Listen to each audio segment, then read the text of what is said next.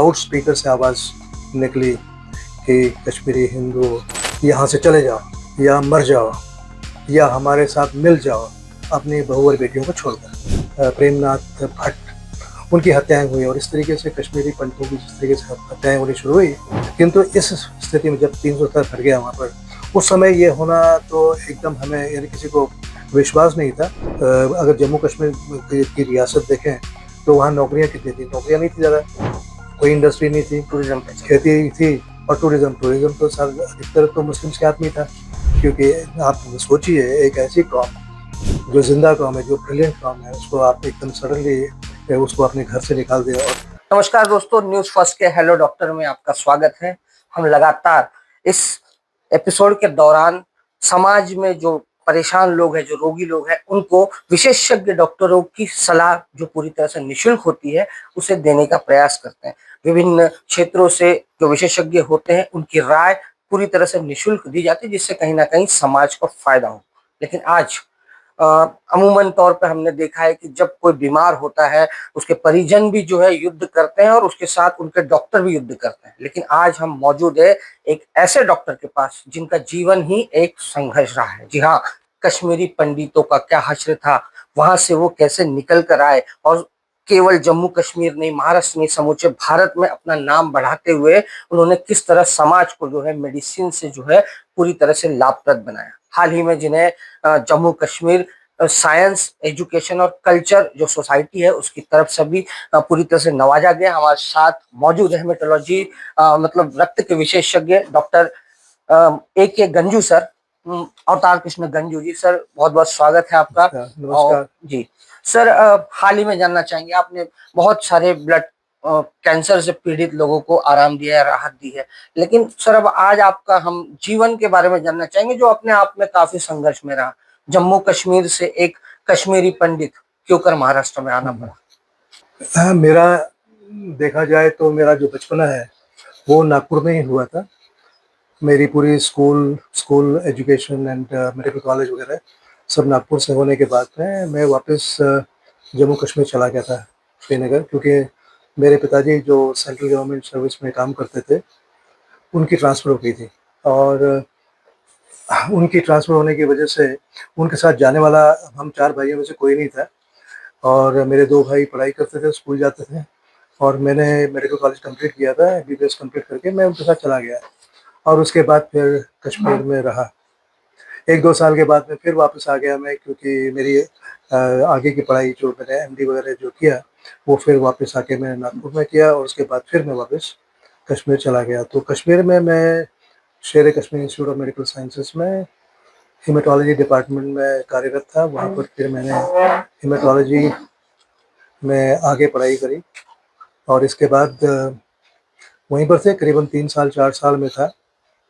उसी दौरान ये जो जम्मू कश्मीर की जो प्रॉब्लम जो सारे विश्व ने देखी, किस तरीके से कश्मीरी पंडितों का पलायन हुआ, मैं उस दौरान वहीं पर था। ये ठीक 1989 की बात है, जब 1989 में पहली बार आपने सुना होगा, उस समय एक जज थे हाई कोर्ट के, मिस्टर नीलकंठ गंजू। उनका हरी सिंह हाई स्ट्रीट जम्मू कश्मीर के रोड पर उनका दिन दहाड़े बंदूक की नोक पर उनकी हत्या कर दी गई और उनके शव को उठाने के लिए कोई नहीं था। तो वहाँ से उसके बाद में फिर वो वहाँ के MLA थे मिस्टर टीकालाल टपलू, अनंतनाग के एक बहुत ही फेमस वकील थे प्रेमनाथ भट्ट। उनकी हत्याएं हुई और इस तरीके से कश्मीरी पंडितों की जिस तरीके से हत्याएं होनी शुरू हुई, उस दौरान में वहाँ पे टेरराइज़ हो गया। सब कश्मीरी पंडित एकदम घबरा गए, समझ में नहीं आया ऐसा क्या हो रहा है। ये 1989 की बात है और आपको याद होगा उन्हीं दिनों हमारे देश के जो गृह मंत्री थे मोहम्मद सईद मुफ्ती सईद साहब उन दिनों गृह मंत्री थे। उनकी बेटी रुबैया सईद, उसको वो किडनैप की गई थी और किडनैप में उनको 5 जो खतरनाक उस समय के जो मिलिटेंट्स थे उनको छोड़ने की बात कही गई थी और उसके लिए होम मिनिस्ट्री ने उनको रुबैया सईद को छोड़ने के लिए उसके एवज में वो 5 मिलिटेंट छोड़े गए। मैं उस समय शेर कश्मीर इंस्टीट्यूट में ही था और उस समय आपको याद होगा कि जब उनको छोड़ा गया तो टेलीविज़न पे हम लोगों ने भी देखा, हम तो हॉस्पिटल में थे, हमें क्या समझ में, मगर सभी लोगों ने टेलीविज़न पर देखा किस तरीके से जुबिलेशंस हुई, किस तरीके से लोग खुश हुए जब ये रूबिया सईद को छोड़ा गया और ये इनको मिलिटेंट्स को छोड़ा गया। आपको ये भी याद होगा उस समय रशिया के जब टुकड़े होने शुरू हुए अज़रबैजान में, जब आज़ादी का नारे लग रहे थे, तो ऐसा लगा शायद अब जम्मू कश्मीर भी हिंदुस्तान से अलग हो जाएगा। उसी तरीके की जुबिलेशंस हुई और वो देखकर और ये 3 हत्याएँ देखने के बाद में ऐसा लगा, एक ऐसा माहौल पैदा हो गया कि मैं उसको बयान नहीं कर सकता। हर व्यक्ति के अंदर, हर पश्चिमी पंडित के अंदर ऐसा लगने लगा शायद पता नहीं ये हमारे कुछ क्या डरावनी परिस्थितियां थी वाकई में उस समय सर वाक़ई कश्मीरी में पंडितों के इतनी लिए? ज़बरदस्त थी, मैं क्या बताऊँ। 19 जनवरी की रात, ये सारी दुनिया को मालूम है उस दिन क्या हुआ।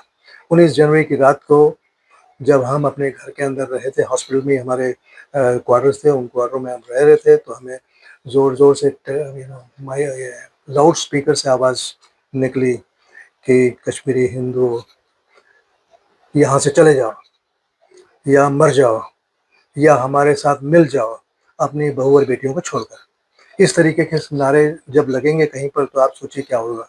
काफी दर्दनाक नारे। बहुत दर्दनाक नारे थे वो। नारे देखकर देखिए ऐसा है कि सारे हिंदुस्तान को ये सब बातें पता ही नहीं चली। पता इसलिए नहीं चली क्योंकि उस समय शायद सोशल मीडिया नहीं था। अगर सोशल मीडिया होता तो जो मतलब जिस तरीके से आज छोटी-छोटी बातें सारी दुनिया तक पहुँच जाती है, वो जानकारी और जो उस समय जो घटा, वो अगर सारी दुनिया को मालूम पड़ता तो शायद कुछ डिफरेंट माहौल होता। सर हाल ही में जो है पहलगाम में जो है कायराना हमला किया गया, निर्दोष निहत्थे जो घूमने आए थे उन्हें जो है 27 लोगों को, निर्दोष लोगों को मार दिया। उसके बाद जो है हुँ, ये माहौल जो दिख रहा है, जो एकता की बात हो रही है कश्मीर में, अब जो है पूरी तरह से हुँ। तो ये माहौल जो आज बना है, एकता की बात हो रही है, हिंदू मुस्लिम भाई भाई की बात हो रही है, 370 हटने के पहले भी क्या ये स्थिति थी? 370 के पहले की स्थिति तो डिफरेंट थी।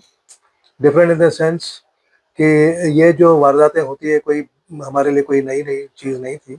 किंतु इस स्थिति में जब 370 हट गया वहाँ पर, उस समय ये होना तो एकदम हमें यानी किसी को विश्वास नहीं था। मगर एक चीज़ मैं आपको बताऊँगा कि कश्मीर के अंदर भले ही ऊपर से शांति दिखती हो, मगर आपको तो पता है दिल जो है ना, दिल तो उन्हीं के साथ है। तो वो दिल को आप कैसे बदलेंगे और उसको टाइम लगता है। अगर वहाँ पर उनको हेल्प करने वाले लोग नहीं होते, तो वो कैसे वहाँ पहुँच जाते? तो इसका मतलब है कि हमारे ही समाज के अंदर कुछ लोग हैं जो उनको पनाह देते हैं। जैसे ही वो आए वहाँ तक पहुँचे कैसे? देखिए वहाँ तक पहुँचना कोई आसान बात नहीं है। 2 250 300 किलोमीटर का जो जंगली रास्ता है, वो जंगली रास्ते को पार करके आप पहलगाम आ रहे हैं और पहलगाम में भी आपको कोई देख नहीं रहा, कोई पहचान नहीं रहा और सडनली आप सामने जितने भी लोग हैं निहत्थे हाथे टिप-टिप करके एक-एक को मारते जा रहे हैं। पूछ रहे हैं आप कौन हैं? हिंदू हैं, मुसलमान हैं? अगर आप मुसलमान हैं तो एक तरफ, अगर हिंदू हैं तो एक है। जहाँ उनको डाउट होता है उनको कहते हैं कलमा पढ़ लो। ये हमने देखा, टीवी के अंदर देखा, हमें तो खुद को पता नहीं है मगर ये तो सुना हमने। मगर इसमें कोई आश्चर्य की बात नहीं है मेरे लिए कि ये सब इन्होंने किया होगा, ये कर कर सकते हैं क्योंकि ये इनका इनडॉक्ट्रिनेशन ऐसा ही हुआ है, इनको समझाया ही ऐसा गया है। आप देखिए कितने सारे न्यूज़ चैनल्स पे आप या कहीं कितने सारे वीडियो चैनल्स पे आप देखेंगे कि कोई नई बात नहीं है इन लोगों के लिए क्योंकि मुस्लिम के बगैर बाकी तो सब काफ़िर हैं। सर जो आप बात आप आपने थोड़ी देर पहले कही कि आप जब उस समय कश्मीर में रहते थे, उस समय लाउड स्पीकर पर ये बात कही जाती थी कि जितने कश्मीरी है, हाँ, हिंदू हाँ, है, सब हाँ, निकल जाए अपनी औरतों को छोड़कर, हाँ, उनकी बीवी बच्ची हाँ, बहुओं को छोड़कर। काफी क्रिटिकल और नहीं लगता कि बहुत ज्यादा हाँ। दर्दनाक है? बहुत ज़्यादा दर्दनाक है और क्या है। आप समझिए जब ये जब हमने सुना रात के टाइम में तब उस समय हमारे मन में बड़ा डर सा महसूस हुआ। हम सोच रहे थे हम क्या करें? सपोज़ लोग आ जाए हमारे को अंदर, यहाँ पर हम क्या कर सकेंगे? मेरे साथ 2 छोटे बच्चे थे और भी एक हमारे भाई का बच्चा था वहाँ पर। तो रात को क्या करें? अब सोच रहे हैं घर के अंदर अगर इस दरवाज़े से आए तो हम कहाँ से भागें? भागने की भी कहीं जगह नहीं है। कहीं बाथरूम से उतर के रस्सी से भागेंगे तो कहाँ जाएँगे? तो कहे आप समझिए रात भर हमने क्या किया, पहले तो हमने लाइट बंद कर दी अपने घर की, यानी ऐसा लगे ही नहीं कि हाँ, ये कोई बसते हैं और उसके बाद रात किस तरीके से गुज़ारी और दूसरे दिन फिर वही नॉर्मल चलने लगे और रात को फिर वही दिन भर यही बातें। मगर आप देखिए जम्मू कश्मीर में एक वहाँ की स्थिति ऐसी है, या तो आप ज़िंदा हैं, उस समय की बात कर रहा हूँ, या तो आप जिंदा थे या तो आप मर गए थे। बीच का तो कोई स्टेज था ही नहीं ना, कोई मारता थोड़ी था किसी को, कोई डंडे से नहीं मारता, कोई थप्पड़ थोड़ी मारता था, वहाँ तो टिप्पी बंदूक से मारते थे ना, आपने तो देखा होगा, वहाँ तो सिर्फ यही होता था। इन्हीं वजहों की वजह से सब तकरीबन कितने लोगों ने, और विशेष रूप से कश्मीरी पंडितों को पलायन करना पड़ा? पूरे सभी ऑलमोस्ट, मुझे लगता है लास्ट में सिर्फ 2-3 हज़ार घर बचे थे वहाँ पर, बाकी तो सब पलायन कर गए, मोस्टली पलायन हो गया। उसके बाद में कुछ लोग जम्मू में बैठ गए, जम्मू में वहाँ से फिर आगे बढ़ने के लगे, क्योंकि अल्टीमेटली जम्मू में बैठ कर करेंगे क्या, कुछ ना कुछ तो काम ढूंढना ही है, पूरा दुनिया उनके सामने थी, अंधेरा था सब कुछ, क्योंकि कभी वो वैली से बाहर निकले नहीं थे। और वैली से बाहर निकलने वाले आप देखिए वहाँ पर अगर जम्मू कश्मीर की रियासत देखें तो वहाँ नौकरियाँ कितनी थी, नौकरियाँ नहीं थी ज़्यादा, कोई इंडस्ट्री नहीं थी, टूरिज्म पे खेती थी। और टूरिज्म तो अधिकतर तो मुस्लिम्स के हाथ में ही था, क्योंकि सारी नाव वाले वही है, होटल वाले वही है, तो बहुत कम थे। तो इनके पास में ना नौकरियाँ थी, नौकरी के कोई ऑप्शंस भी नहीं थे वहाँ पर। तो जब वो बाहर निकले, जो पढ़े लिखे हम जैसे थे, प्रोफेशनल्स थे, हम लोग तो ठीक है कहीं पे आके टिक गए, हम तो अपना हमने तो अपना चला लिया काम। मगर उन लोगों की बात सोचिए जो गाँव में खेती करता था, वो कहाँ जाएगा, वो क्या करेगा? उसमें से 90% जम्मू में ही अटक गए, वो कैंपों में चले गए। उनको आधों को तो सांपों ने खाया, गर्मी कभी देखी नहीं थी उन लोगों ने, वो गर्मी तो कभी देखी नहीं उन्होंने, तो आधों को तो सांपों ने खाया, आधे तो ऐसे ही मर गए गर्मी से। और जो बच्चे कुचे बूढ़े थे वो दिमाग से साइकेट्रिक प्रॉब्लम शुरू हो गई उनको, क्योंकि आप सोचिए एक ऐसी कौम जो जिंदा कौम है, जो ब्रिलियंट कौम है, उसको आप एकदम सडनली उसको अपने घर से निकाल दें। और वो, और जिसके पास में जो जो कभी किसी के साथ लड़ते नहीं थे, अगर वो लड़ते थे, कहते कश्मीर में एक कहावत है, वो पहनते चोगा बड़ा, उनके हाथ बड़े बड़े होते थे, तो हाथ से भी नीचे, ठंड से बचने के लिए हाथ अंदर रहते थे, जब वो लड़ते थे तो वो उस कपड़े से लड़ते थे। तो उस तरीके के लोग जब वहां से निकले करेंगे क्या, उनके पास कौन सा रास्ता था? ये ऐसी, इस शताब्दी की ऐसी त्रासदी थी कश्मीरियों के लिए कि जिसने देखा उसी को समझेगा, जिसने नहीं देखा उसे नहीं समझ सकता। और आप आश्चर्य की बात करोगे, ये कोई पहली बार नहीं हुआ हिंदुस्तान की हिस्ट्री में, जम्मू कश्मीर की हिस्ट्री में पहली बार नहीं है, ये 8वां एक्सोडस था, 8th। 1000 साल में करीबन 8 बार लोग बाहर निकले, इस तरीके से भागे गए।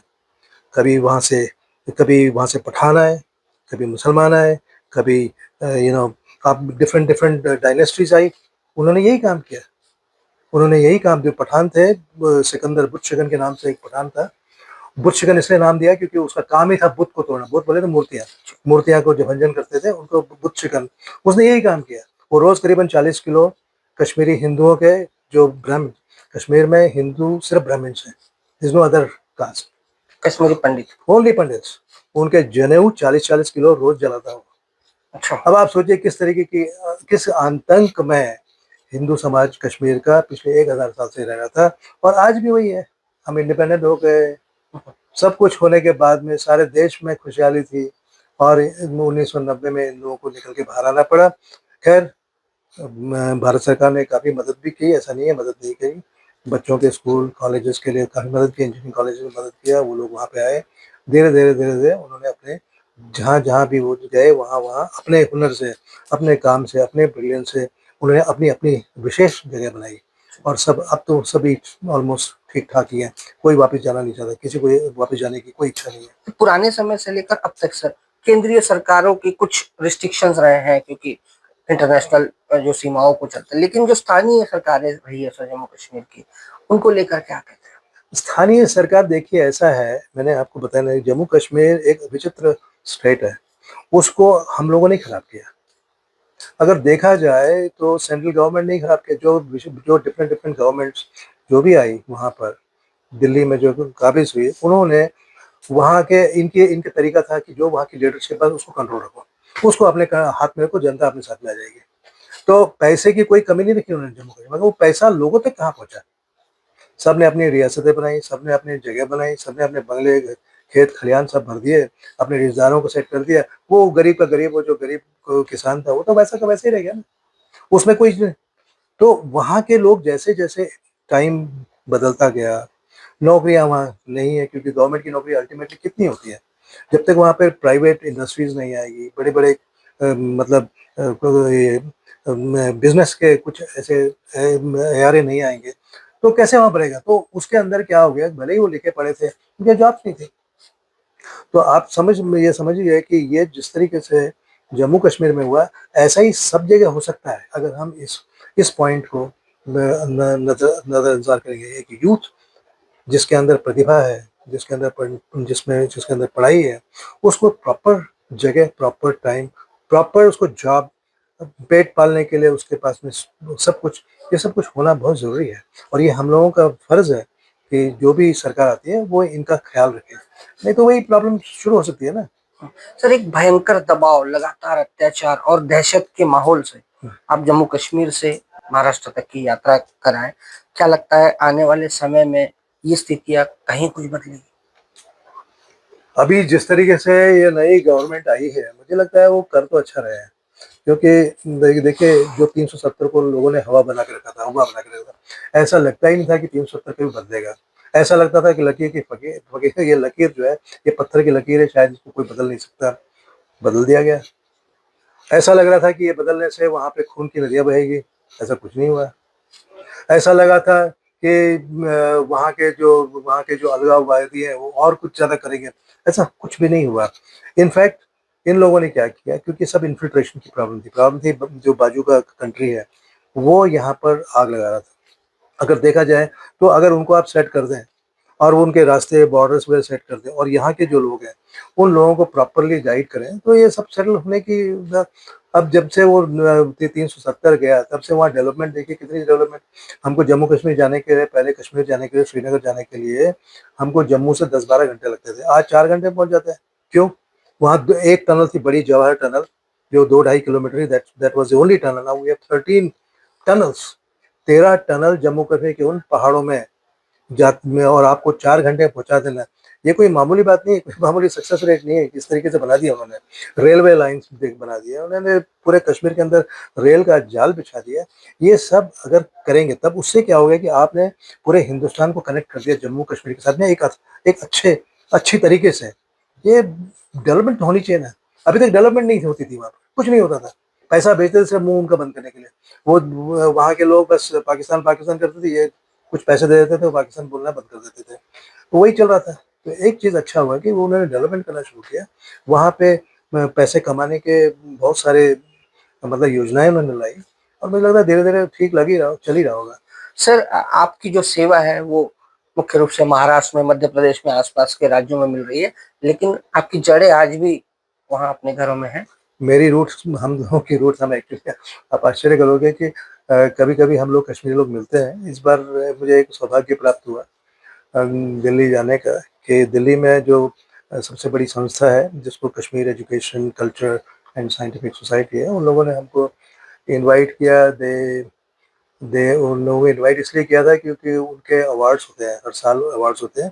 जो उनका हाईएस्ट अवार्ड है कश्मीरी पंडितों के लिए, उसमें से मुझे मेडिसिन के लिए दिया गया 2025। तो मैं वहाँ गया, तो वहाँ पे ये सब जितने भी हमारे कश्मीरी भाई बहन थे, उनको देख के इतना लगा, उनके साथ बात करने में ऐसा लगा, मैं क्या कहूँ, यानी वो जो पुरानी यादें, जो जिस तरीके से आप अपने रूट्स की तरफ, हर व्यक्ति अपनी रूट की तरफ जाना चाहता है, वो मुझे ऐसा लगा कि मेरी रूट्स मिल गई, मुझे फिर से पानी मिल गया, मुझे फिर से वो ताकत और ताजगी प्राप्त हो गई, ऐसा मुझे प्रतीत हुआ वहाँ पर। और वो पुराना कल्चर, उस तरीके से वहाँ प्रोग्राम्स हुए, वो सब देखने के बाद में ऐसा लगा कि हम भले ही नागपुर में आ गए, भले ही हम फाइनेंशियली अच्छे हैं, भले ही हमारे पास घर सब कुछ है, लोगों ने हमें बहुत इज्जत वगैरह सब दी, सब कुछ देने के बाद भी ऐसा लगा कि कुछ छूट रहा है। और वहाँ जाने के बाद वो जो छूटा हुआ चीज़ है वो फिर प्राप्त हो, तो बहुत अच्छा लगा। बिल्कुल सर। सर, ये जो हमला हुआ पहलगाम में, आखिरी सवाल यही करूंगा मैं, कश्मीर से जुड़ा हुआ, कायराना हमला पूरी तरह से इसे कहा जाए, और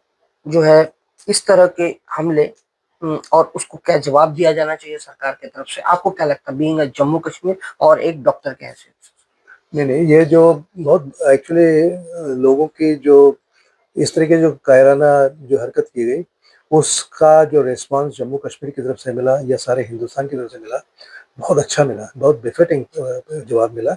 और आप देखिए जम्मू कश्मीर के लोग कभी भी आतंकियों के खिलाफ नहीं थे। ये पहली बार पूरी हिस्ट्री में आप देखेंगे कि ये आतंकवादियों के खिलाफ उन्होंने बात करी। उन्हें एहसास हुआ कि ये जो शांति यहाँ पर पिछले 2-3-4 साल से 370 के बाद में जो शांति थी, वो शांति को इन्होंने इस तरीके से भंग किया, उससे वो बदनाम हो गए।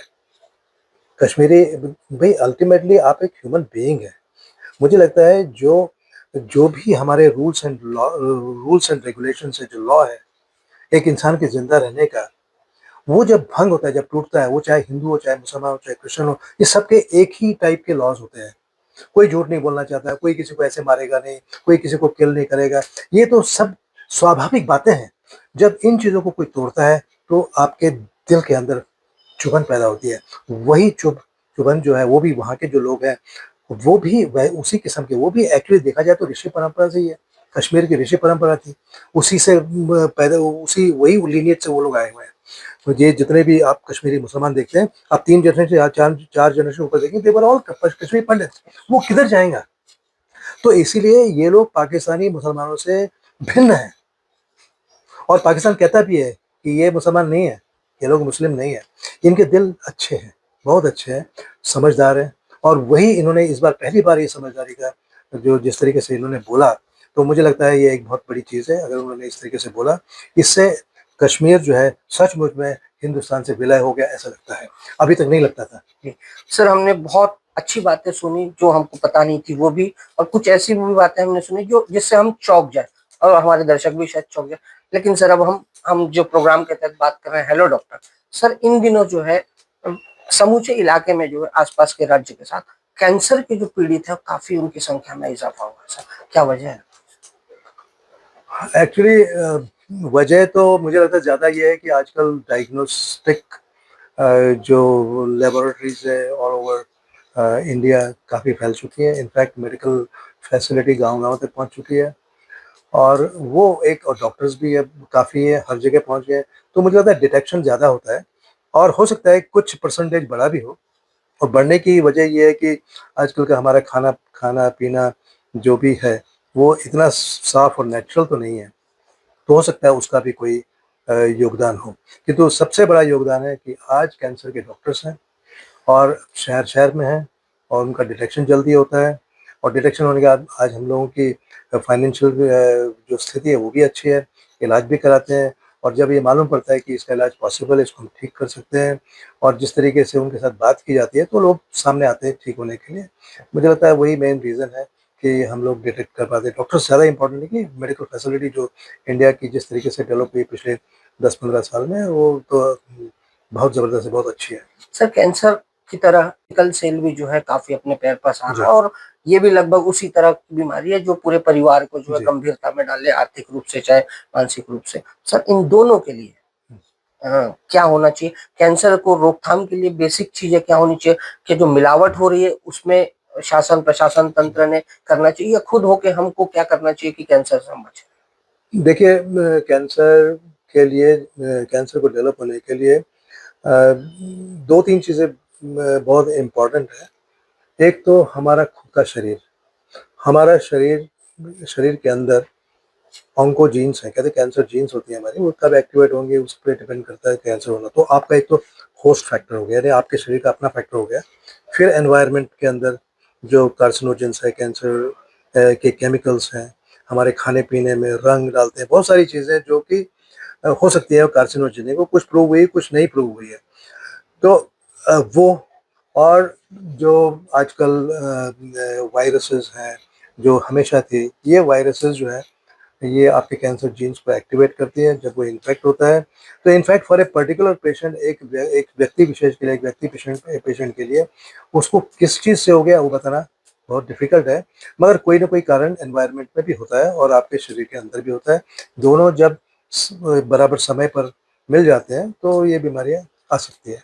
जी, बहुत-बहुत धन्यवाद सर। हमने आपकी पूरी जर्नी भी देखी, कथा भी सुनी, और हमारे पेशेंट्स के लिए अगली बार और हम आपका समय माँगेंगे, क्योंकि हेलो डॉक्टर प्रोग्राम में हम अपने दर्शकों के लिए काफ़ी बड़ी सलाह जो विशेषज्ञों की ओर से देते हैं। लेकिन हमने साफ तौर पर देखा एक ऐसी जर्नी जो एक विशेषज्ञ डॉक्टर जो हमारे साथ मौजूद है, अवतार कृष्ण गंजू सर, इन्होंने कश्मीर के उस समय से जहाँ दबाव था, दहशत थी, आतंक था, उस समय को झेलते हुए आज केवल एक एक राज्य नहीं, दूसरे राज्य नहीं, कई राज्यों को जो है अपनी सेवा दे रहे हैं, समाज को अपना कहीं ना कहीं पूरी तरह मेडिकल की सेवा देकर कृतार्थ कर रहे हैं। और इसी के लिए कश्मीर के लोगों ने उन्हें विशेष रूप से बुलाकर वहां आमंत्रित किया और उन्हें पूरी तरह से सम्मानित कर पुरस्कृत भी किया।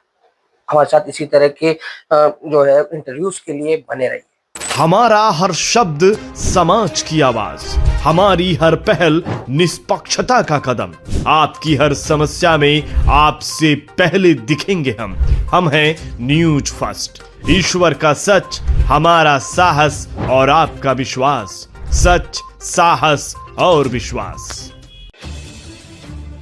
अगर आप ये वीडियो YouTube पर देख रहे हैं तो हमारे चैनल को सब्सक्राइब कर बेल आइकन दबाएं।